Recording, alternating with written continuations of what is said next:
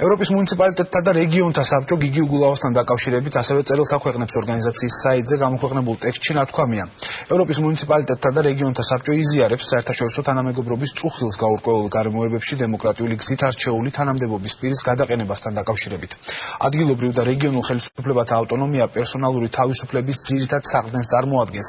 ეს არის უმთავრესი ფუნდამენტური პრინციპი, რომელსაც ადგილობრივ და რეგიონულ ხელისუფლებათა თანამეგობრობა ეფუძნება, აღნიშნავს საბჭოს გენერალური მდივანი ფრედერიკ ვალიე.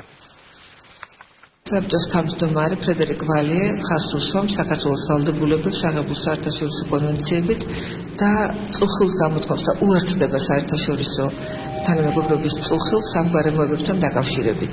ასევე ხაზგასმულია წერილში, რომ ასეთი მოქმედებები 2014 წლის ადგილობრივი არჩევნების წინ არის მიუღებელი. გამოხმაურება თავისთავად რომ ხდება საქართველოს დემოკრატია ყურადღების ცენტრში, რომ არის კარგი ფაქტია, მაგრამ ცუდი არის ის, როდესაც ჩვენ ყურადღების ცენტრში ვექცევით ესეთი ნეგატიური მოვლენებით.